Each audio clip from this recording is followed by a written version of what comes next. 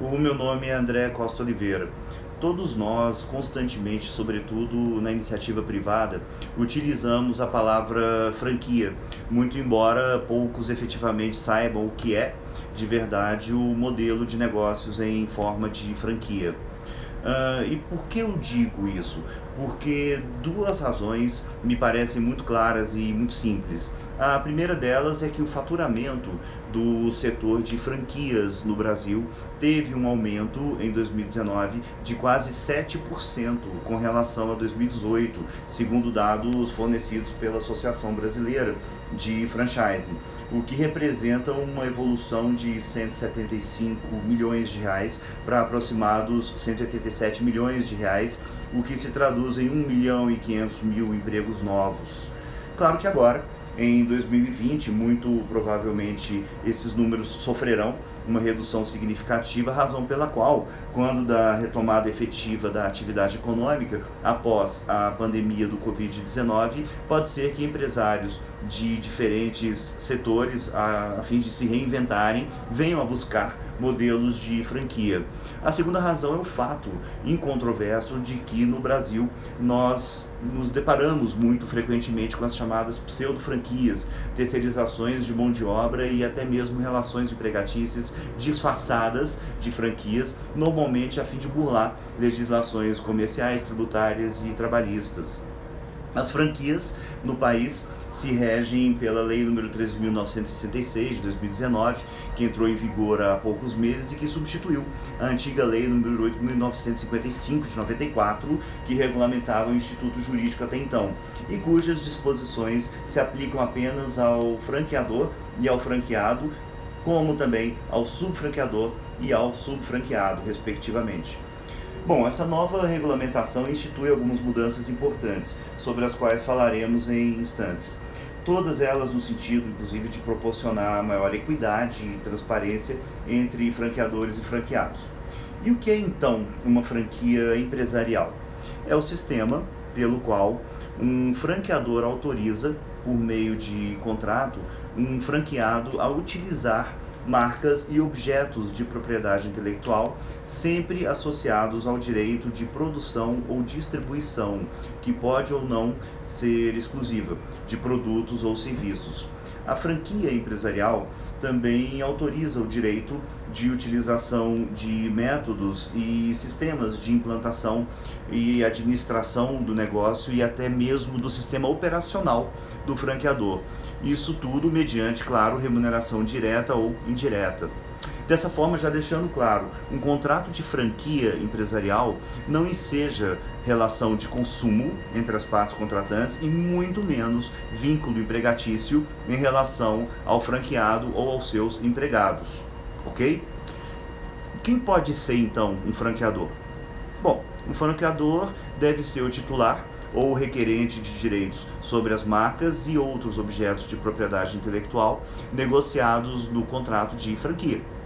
E também pode ser alguém que tenha autorização expressa desse titular ou requerente. E quem pode ser um franqueado? Uma empresa privada, uma empresa estatal ou entidade sem fins lucrativos, independentemente do segmento em que desenvolva suas atividades, também pode ser franqueada. Para a implantação de uma franquia, e aí se verifica uma das inovações mais importantes, mais contundentes da legislação atual, é necessário preliminarmente que o franqueador forneça ao interessado a chamada circular de oferta de franquia, escrita em língua portuguesa de forma objetiva e acessível.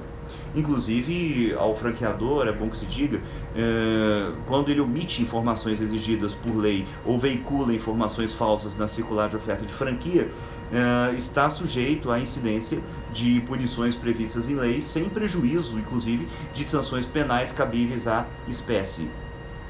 Bom, uma circular de oferta de franquia é, em essência, um documento que contém o histórico resumido do negócio franqueado, a qualificação completa do franqueador e das empresas a que esteja ligado, os balanços e as demonstrações financeiras da empresa franqueadora, relativos aos últimos 2 exercícios, inclusive, a indicação das ações judiciais relativas à franquia que questionem o sistema ou que possam comprometer a operação da franquia no país, nas quais sejam parte o franqueador, as empresas controladoras, o subfranqueador e os demais titulares das marcas de direitos de propriedade intelectual. O que mais? A descrição detalhada da franquia e a descrição geral do negócio e das atividades que serão desempenhadas pelo franqueado. Bom, também é importante que conste perfil do franqueado ideal, no que se refere à experiência anterior, escolaridade e outras características que deve ter, obrigatória ou preferencialmente, e os requisitos quanto ao envolvimento direto do franqueado na operação e na administração do negócio, as especificações quanto ao total estimado do investimento inicial necessário à aquisição, à implantação e à entrada em operação da franquia, o valor da taxa inicial de filiação ou da taxa de franquia e o valor estimado das instalações, dos equipamentos, do estoque inicial, claro, e suas condições de pagamento. A circular de oferta de franquia também precisa informar de forma clara, detalhada, sobre as taxas periódicas e outros valores a serem pagos pelo franqueado ao franqueador ou a terceiros por esses indicados, detalhando aí as respectivas bases de cálculo e o que elas remuneram ou o fim a que se destinam, indicando especificamente, vamos lá, a remuneração periódica pelo uso do sistema, da marca, de outros objetos de propriedade intelectual do franqueador ou sobre os quais este detém direitos, ou ainda pelos serviços prestados pelo franqueador ao franqueado. O aluguel de equipamentos ou do ponto comercial, a taxa de publicidade ou semelhante, seguro mínimo, relação completa de todos os franqueados, subfranqueados ou subfranqueadores da rede e também dos que se desligarem nos últimos 24 meses, com os respectivos nomes, endereços e telefones. Informações relativas à política de atuação territorial, devendo ser especificado, nesse caso, 3 pontos cruciais. Primeiro, se é garantida ao franqueado a exclusividade ou preferência sobre determinado território de atuação e, nesse caso, sob que condições. 2. Se há a possibilidade de o franqueado realizar vendas ou prestar serviços fora de seu território ou realizar exportações. 3. Se há e quais são as regras de concorrência territorial entre unidades próprias e franqueadas. E o que mais precisa ter uma circular de oferta de franquia? Bom, informações claras e detalhadas quanto à obrigação do franqueado de adquirir quaisquer bens, serviços ou insumos necessários à implantação, operação ou administração de sua franquia, apenas de fornecedores indicados e aprovados pelo franqueador, incluindo aí, claro, a relação completa desses fornecedores, a indicação do que é oferecido ao franqueado pelo franqueador e em quais condições do que se refere a suporte, supervisão de rede, serviços, incorporação de inovações tecnológicas às franquias e treinamento do franqueado e de seus funcionários, isso especificando aí a duração, o conteúdo e os custos, bem como os manuais de franquia, auxílio na análise e na escolha do ponto onde será instalada a franquia e o layout com os padrões arquitetônicos das instalações do franqueado, incluindo o arranjo físico dos equipamentos e instrumentos, bem como memorial descritivo, composição e croquis. Outro ponto importante numa circular de franquia, de oferta de franquia, informações sobre a situação da marca franqueada e outros direitos de propriedade intelectual relacionados à franquia, cujo uso será autorizado em contrato pelo franqueador, incluindo a caracterização completa com o número de registro ou de pedido protocolizado, com a classe e subclasse nos órgãos competentes e no caso de cultivares, informações sobre a situação perante o Serviço Nacional de Proteção de Cultivares, SNPq, desculpem.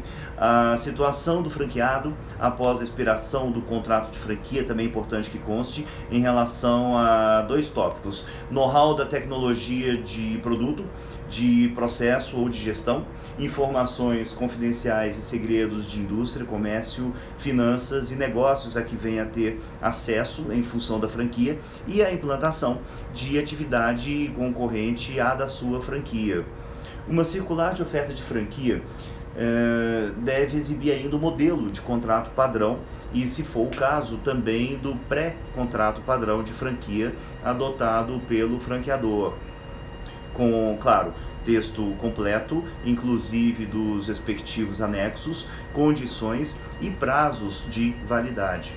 A indicação da existência ou não de regras de transferência ou sucessão e, caso positivo, quais são essas regras, né? A indicação das situações em que são aplicadas penalidades, multas ou indenizações dos respectivos valores estabelecidos no contrato de franquia, as informações aí sobre a existência de cotas mínimas de compra pelo franqueado junto ao franqueador ou a terceiros ou por este designados, e sobre a possibilidade e as condições para recusa dos produtos ou serviços exigidos pelo franqueador.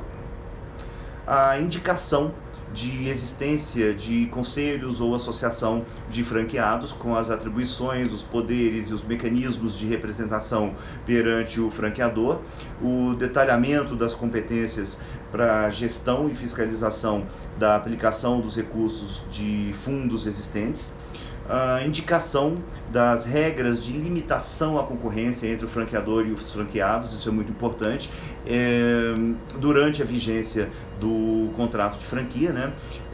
Com detalhamento da abrangência territorial, do prazo de vigência da restrição e das penalidades em caso de descumprimento. Outro tópico fundamental: a especificação precisa e minuciosa do prazo contratual e das condições de renovação, se houver. O local, dia e hora para recebimento da documentação proposta, vamos falar disso daqui a pouquinho, bem como para o início da abertura dos envelopes, quando se tratar de órgão ou entidade pública. Essa circular de oferta de franquia, como se pode notar, é uma radiografia minuciosa, bem completa do negócio, devendo ser entregue ao candidato a franqueado no mínimo 10 dias antes da assinatura do contrato ou pré-contrato de franquia, ou ainda do pagamento de qualquer tipo de taxa pelo franqueado ao franqueador, ou à empresa ou à pessoa ligada a este, salvo no caso de licitação ou pré-qualificação promovida por órgão ou entidade pública, caso em que a circular de oferta de franquia será divulgada logo no início do processo de seleção. Aliás, o não cumprimento desse prazo por parte do franqueador é extremamente grave, é bom que se diga. Pode levar até mesmo à anulabilidade ou à nulidade do negócio por culpa exclusiva do franqueador, com a exigência pelo franqueado de todas e quaisquer quantias já pagas a título de filiação ou de royalties, corrigidas monetariamente. Nos casos em que o franqueador subloque ao franqueado o ponto comercial onde se acha instalada a franquia, o que inclusive é até bastante comum nos dias de hoje, qualquer uma das partes terá legitimidade para propor renovação do contrato de locação do imóvel, vedada a exclusão de qualquer uma delas do contrato de locação e de sublocação, por ocasião da sua renovação ou prorrogação, salvo, claro, nos casos aí de inadimplência dos respectivos contratos ou até mesmo da inadimplência do contrato de franquia. É bom destacar que nessas hipóteses, valor do aluguel a ser pago pelo franqueado ao franqueador em sublocações poderá sim ser superior ao valor que o franqueador paga ao proprietário do imóvel. na locação. Por quê? Porque a lei autoriza, desde que, obviamente, essa possibilidade esteja expressa e clara na circular de oferta de franquia e no contrato, e o valor pago a maior ao franqueador na sublocação não implique em excessiva onerosidade ao franqueado, garantida a manutenção do equilíbrio econômico financeiro da sublocação na vigência do contrato de franquia. E no que se refere aos contratos de franquia, como deverão ser os contratos de franquia exatamente?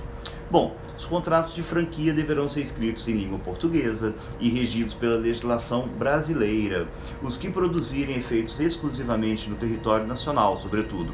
Inclusive, os contratos de franquia internacional serão também escritos originalmente em língua portuguesa e terão tradução certificada para a língua portuguesa custeada pelo franqueador, quando os contratantes poderão optar no contrato pelo foro de um de seus países de domicílio. Apenas para que fique claro, entende-se como contrato internacional de franquia aquele que, pelos atos concernentes à sua conclusão ou execução, a atuação das partes quanto à nacionalidade ou domicílio ou à localização de seu objeto tem liames com mais de um sistema jurídico. Também é possível que as partes elejam um juízo arbitral para a solução de controvérsias relacionadas ao contrato de franquia. Isso é uma tendência no mundo inteiro. E, por derradeiro, caso expresso o foro de opção no contrato internacional de franquia, as partes deverão constituir e manter representante legal ou procurador devidamente qualificado e domiciliado no país do foro definido, com poderes para representá-las administrativa e judicialmente, inclusive para receber citação. Isso é um legítimo contrato de franquia. Eu estou à inteira disposição de todos para quaisquer dúvidas porventura surgidas. Abraço.